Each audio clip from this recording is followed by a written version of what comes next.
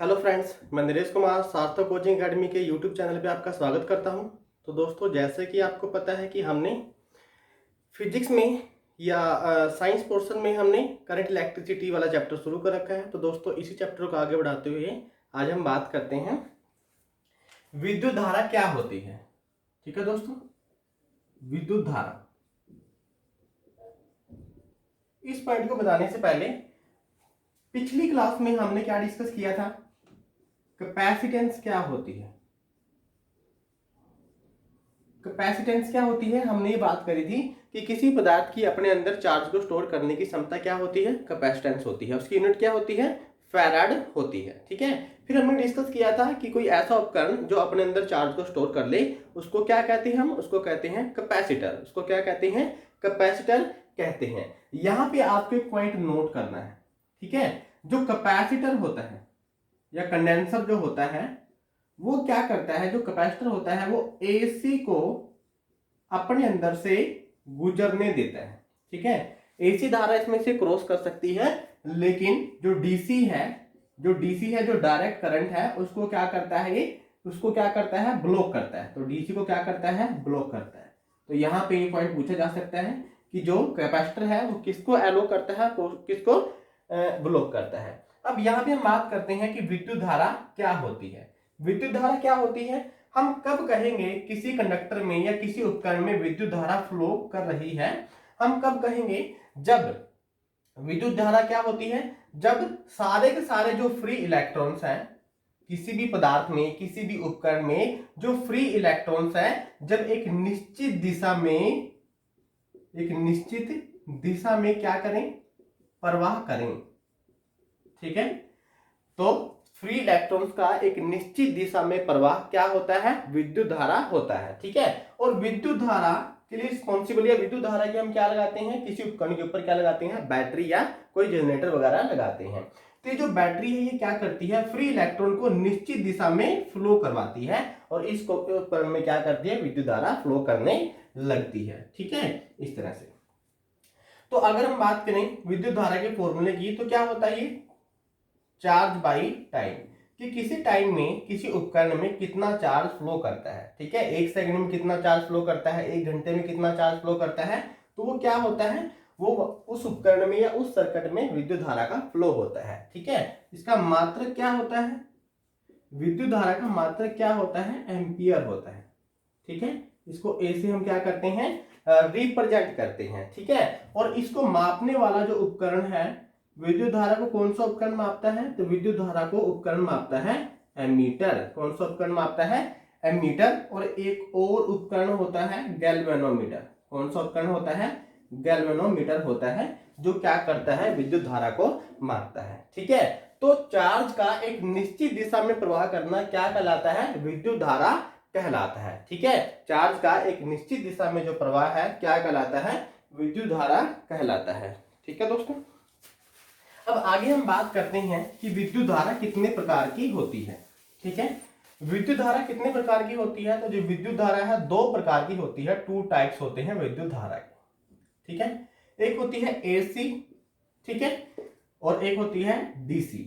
AC मतलब alternating current या alternative current, और डी मींस डायरेक्ट करंट। ठीक है, तो जो अल्टरनेटिव करंट है ये क्या करता है, एक ऐसा करंट जो एक निश्चित अंतराल के बाद अपनी दिशा को और अपनी वैल्यू को बदलता है। ठीक है, तो जो विद्युत धारा एसी जो होती है वो क्या करती है, एक निश्चित अंतराल के बाद अपनी वैल्यू और दिशा को बदल देती है। ठीक है, जो हमारे घरों में आ रही है ये कौन सी धारा है, एसी है। ठीक है, ये कौन सी धारा है, एसी है। और डीसी क्या होती है, जो अपनी दिशा, ऐसी विद्युत धारा जो अपनी दिशा व मान को टाइम के साथ नहीं बदलती। ठीक है दोस्तों, तो डीसी क्या होती है, जो अपनी दिशा व मान को नहीं बदलती टाइम के साथ, वो क्या होती है, डीसी होती है। ठीक है, अब देखो ये क्या करती है, अपनी वैल्यू को बार बार चेंज करती है। ठीक है, तो क्या होती है, इसकी कुछ फ्रीक्वेंसी होती है। क्या होती है, फ्रीक्वेंसी होती है। तो हमारे घरों में जो इलेक्ट्रिसिटी आती है इसकी जो फ्रीक्वेंसी होती है वो कितनी होती है, 50 Hz होती है। फ्रीक्वेंसी की जो यूनिट है क्या है, हर्ज है। क्या है, हर्ज। ठीक है, इसकी फुल फॉर्म इस तरह से होती है। कितनी फ्रीक्वेंसी है, 50।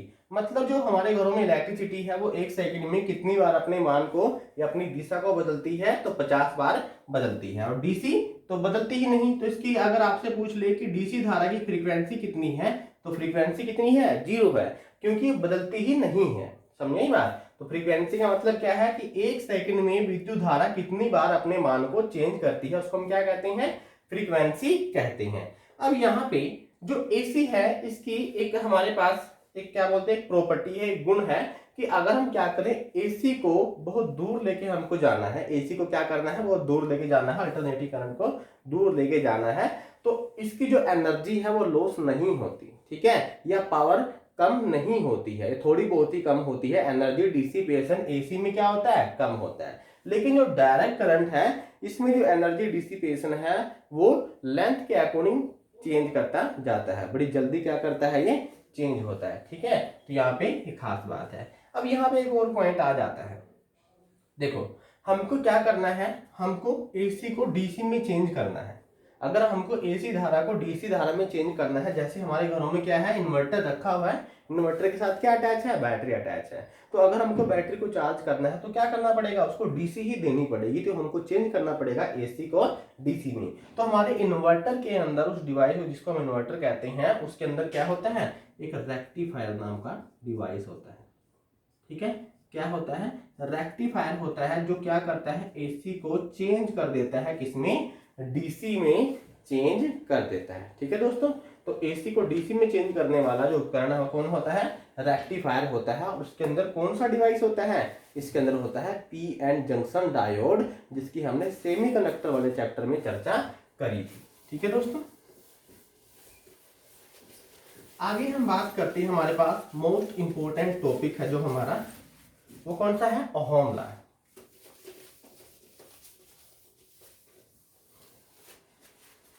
आगे हम बात करते हैं दोस्तों ओहम्स लॉ, ठीक है। ओहम्स लॉ, तो ओहम्स लॉ क्या बताता है, मान के चलते हैं हमारे पास कोई डिवाइस है और यहाँ पे हमने क्या लगा दिए, बैटरी लगा दी, और बैटरी कितना पोटेंशियल विभवांतर प्रोवाइड कर रही है, V, ठीक है। मान के चलते हैं ये कोई उपकरण है, ठीक है, ये कोई उपकरण है, और इस बैटरी की वजह से इस उपकरण में से कितनी धारा फ्लो कर रही है, I धारा फ्लो कर रही है, ठीक है। तो ओहम लॉ के अकॉर्डिंग क्या है, ओहम लॉ के अकॉर्डिंग क्या है कि भी किसी भी सर्किट, किसी भी परिपथ, किसी भी विद्युत परिपथ में जो बहने वाली विद्युत धारा है वो डिपेंड करती है हमने कितना इसके ऊपर पोटेंशियल प्रोवाइड किया है, या कैसे हमने यहाँ पे बैटरी लगा रखी है, ठीक है। अगर हमने कम वोल्टेज की बैटरी लगा रखी है तो क्या होगी, कम विद्युत धारा होगी। जैसे बात करते हैं कि जो घड़ी के सेल होते हैं उसमें क्या है, 1.5 वोल्ट, ठीक है, के आसपास होता है, या 1.2 वोल्ट के आसपास होता है, तो घड़ी में क्या है, बहुत कम विद्युत धारा जाती है। और अगर हमारा मोबाइल फोन है तो उसमें 5 वोल्ट की बैटरी है, तो उसमें विद्युत धारा थोड़ी सी और स्ट्रॉन्ग जाती है, ठीक है, या ज्यादा जाती है। और जो हमारे इन्वर्टर के साथ बैटरी अटैच है वो 12 वोल्ट की है, तो उसकी वजह से और ज्यादा विद्युत धारा। तो कहने का मतलब क्या है कि किसी भी सर्किट में बहने वाली विद्युत धारा डिपेंड करती है कितना हमने उसके ऊपर पोटेंशियल प्रोवाइड किया है, डायरेक्टली प्रोपोर्शनल है। तो ये क्या है भाई, डायरेक्टली प्रोपोर्शनल है, ये चीज इस पे डिपेंड कर रही है, बराबर नहीं है। और जब भी हम बराबर लगाते हैं तो एक कांस्टेंट यूज करते हैं, तो यहाँ पे हमने कांस्टेंट यूज किया आर। अब देखो हमने कांस्टेंट यूज तो किया है, तो हमको ये बताना भी पड़ेगा कि ये चीज क्या है। तो यहाँ पे जो आर है ये क्या चीज है, ये है रेजिस्टेंस। ये क्या है, रेजिस्टेंस है किसका, इस उपकरण का, ठीक है। अब देखिए हमने बैटरी लगा दी है और यहाँ पे कोई उपकरण लगा दिया है, तो जो इसमें विद्युत धारा बहेगी वो सिर्फ बैटरी पे डिपेंड नहीं करेगी, वो डिपेंड करेगी कि ये जो उपकरण है ये कौन सी धातु का है, कौन से मटेरियल का है, ये चीज क्या है। इस धातु के या इस मटेरियल की जो भी प्रॉपर्टी होगी उस पर भी तो निर्भर करेगी। अब उस पर निर्भर के लिए क्या है भाई, आर है। जैसे मान के चलते हैं कि भाई ये चांदी है, या फिर ये क्या है, तांबा है, या फिर ये लेड है, ठीक है, बैटरी वही है, तो क्या होगा, बैटरी वही होने की वजह से करंट क्या करेगा, अलग अलग फ्लो करेगा। मतलब सिर्फ बैटरी पे डिपेंड नहीं करता। एक और टर्म है जो कांस्टेंट है किसी मटेरियल के लिए, ठीक है, तो वो क्या है, आर है। आर का मतलब क्या है, यहाँ पे रेजिस्टेंस है, तो आर क्या है, आर इक्वल टू, हमने आई को इस तरफ लिख दिया तो आर इक्वल टू क्या आया, वी अपन आई आया, ठीक है। आर क्या है, एक रेजिस्टेंस है। तो हमारे पास एक नई टर्म आई है, तो हम इसकी सारी चीजें डिटेल में पढ़ते हैं, ठीक है। सबसे पहले हम बात करते हैं कि भाई रेजिस्टेंस की यूनिट क्या है। तो रेजिस्टेंस की यूनिट क्या है, ये जो ला दिया था, ये जो टर्म आई थी वो कौन से टॉपिक में आई थी, वो ओहम्स के लॉ में आई थी। तो इसकी जो यूनिट है क्या है, ओहम है। तो इसकी यूनिट क्या है, ओहम है। और ओहम को इस तरह से भी क्या करते हैं, रिप्रेजेंट करते हैं। ठीक है, रेजिस्टेंस को हम इस तरह से भी क्या करते हैं, रिप्रेजेंट करते हैं। अब यहाँ पे हमने एक टर्म पढ़ी है, कौन सी, रेजिस्टेंस। अब यहीं पे हम एक और टर्म पढ़ते हैं, स्पेसिफिक रेजिस्टेंस। ठीक है, एक और टर्म है जिसका नाम क्या है, स्पेसिफिक रेजिस्टेंस है। स्पेसिफिक रेजिस्टेंस क्या होता है दोस्तों, तो देखिए मान के चलते हैं, चले इस टॉपिक को हम स्पेसिफिक रेजिस्टेंस पढ़ रहे हैं, थोड़ा ध्यान से समझेंगे ये चीज क्या होती है। देखिए स्पेसिफिक रेजिस्टेंस, तो यहाँ पे हमारे पास जो रेजिस्टेंस है, मान के चलते हैं हमारे पास कोई तार है। ठीक है, ये कोई तार है, कोई वायर है।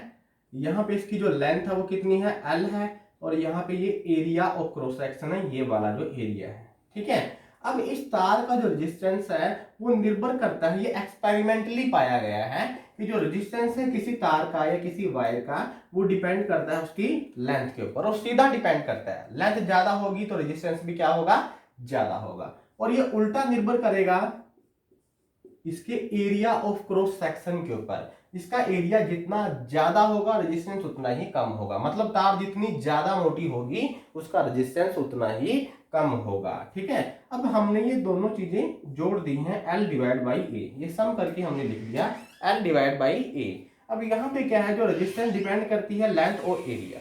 अच्छा, ये इन दोनों के ऊपर डिपेंड करेगी, साथ में ये इस चीज के ऊपर भी डिपेंड करेगी कि ये तार गोल्ड की है, सिल्वर की है, तांबे की है, लेड की है, उस मेटेरियल पे तो डिपेंड करेगी। आपको पता भी होगा कि सबसे जो कम रेजिस्टेंस है वो किसका होता है, वो होता है सिल्वर का। ठीक है, और सबसे ज्यादा किसका होता है, लेड का। मतलब लेड का रेजिस्टेंस क्या है, सबसे ज्यादा है। तो मतलब क्या है, लेंथ और एरिया पे ही निर्भर नहीं करती। एक और टर्म रह गई है यहाँ पे, ये प्रोपोर्शनल है, तो अगर हमको बराबर बनाना है तो एक और कांस्टेंट आएगा। क्या है कांस्टेंट, वो रो। ठीक है, इसको क्या कहते हैं, रो कहते हैं। इसको क्या कहते हैं, रो कहते हैं। ठीक है, अब ये रो किसके लिए है, ये मटेरियल के लिए है। ये जो रो है ये मटेरियल के लिए है, मतलब ये जो तार है ये तांबे की है, चांदी की है, गोल्ड की है, मटेरियल पे है। और ये जो रो है इसी का नाम क्या है, स्पेसिफिक रेजिस्टेंस है। इसी का नाम क्या है, स्पेसिफिक रेजिस्टेंस है। ठीक है, स्पेसिफिक रेजिस्टेंस। अब यहीं से आप नोट कर सकते हो कि इसकी यूनिट क्या होनी चाहिए। हमारे पास एक टर्म आई है स्पेसिफिक रेजिस्टेंस, तो स्पेसिफिक रेजिस्टेंस की यूनिट क्या होगी, स्पेसिफिक रेजिस्टेंस की यूनिट क्या होनी चाहिए, तो हमको इसकी यूनिट निकालनी है। ठीक है, तो आप क्या करो, इस ए को इस तरफ मल्टीप्लाई में लिख दो, इस लेंथ को इस तरफ डिवाइड में लिख दो, तो रो। ठीक है, यहाँ पे आर है, ए को इस तरफ मल्टीप्लाई में लिख दिया और लेंथ को इस तरफ डिवाइड में लिख दिया। सभी चीजों की यूनिट पुट कर दो आप। रेजिस्टेंस की यूनिट है ओहम, एरिया की यूनिट है मीटर स्क्वायर और लेंथ की है मीटर। तो एक से एक कैंसिल हुआ तो इसकी यूनिट क्या आई, ओहम मीटर आई। क्या आई, ओहम मीटर आई। ठीक है, यहीं पे हम कुछ और पॉइंट को डिस्कस करते हैं। देखिए, ठीक है, यूनिट क्या है स्पेसिफिक रेजिस्टेंस की, और इसका एक और नाम है रेजिस्टिविटी। इसका एक और नाम है रेजिस्टिविटी। ठीक है, इसी को हम रेजिस्टिविटी भी कहते हैं। ठीक है, अब आगे चलते हैं। देखो आपके पास रेजिस्टेंस का फॉर्मूला क्या है, R equal to rho L by A. ठीक है, ये फॉर्मूला है। अब यहीं से क्वेश्चन बनते हैं, कुछ यहीं पे क्वेश्चन बनते हैं। तो क्वेश्चन क्या बना कि भाई हमारे पास एक तार थी। ठीक है, वो तार थी 10 मीटर की। ठीक है, तार थी 10 मीटर की तार थी, और उसका जो रेजिस्टेंस था वो कितना था, 20 ओहम था। कितना था, 20 ओहम। ये गिवन है, ये क्वेश्चन है। हमने क्या किया, तार को देखो, पहला पॉइंट क्या किया, पहला पॉइंट जो है तार को पिघलाकर आधा कर दिया। तार को पिघलाकर आधा किया। ठीक है, तो बताएं अभी रेजिस्टेंस क्या है।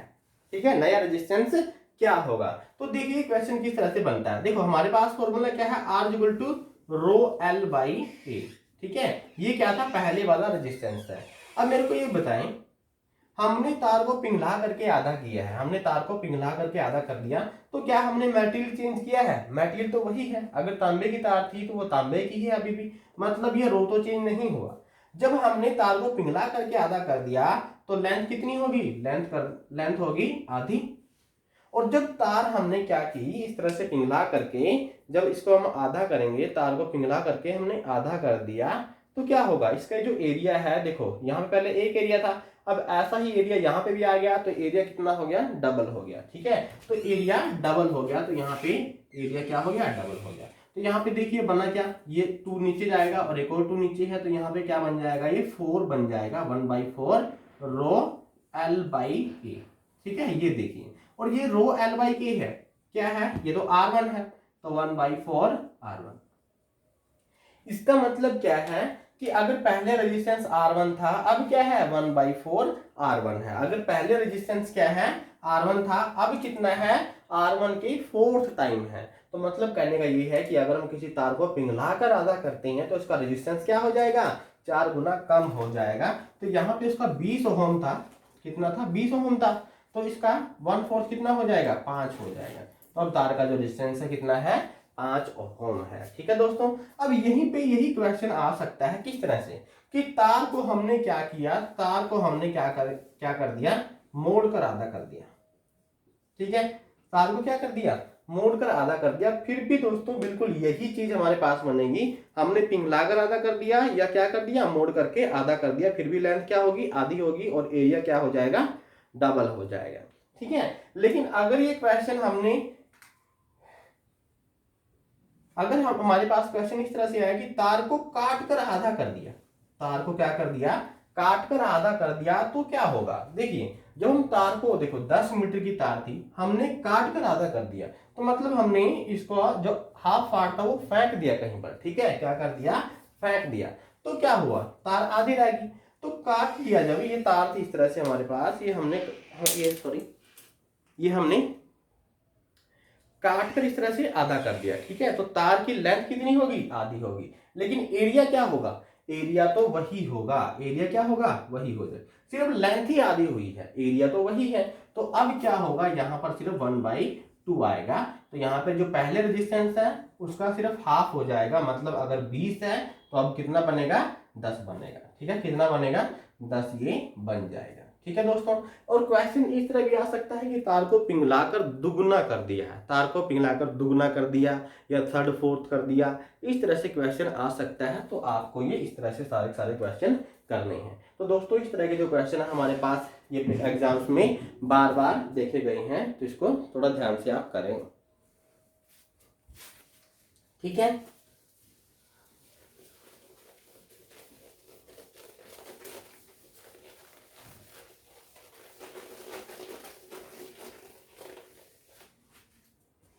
देखिए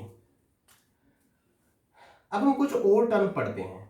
ठीक है, अब देखो हमने टर्म पढ़ी रेजिस्टेंस, क्या टर्म पढ़ी? रेजिस्टेंस पढ़ी, इसकी यूनिट क्या है? ओम है। अच्छा, रेजिस्टेंस की अगर परिभाषा की बात करें तो क्या होता है? ठीक है, तो परिभाषा की अगर बात करें तो क्या होता है? पदार्थ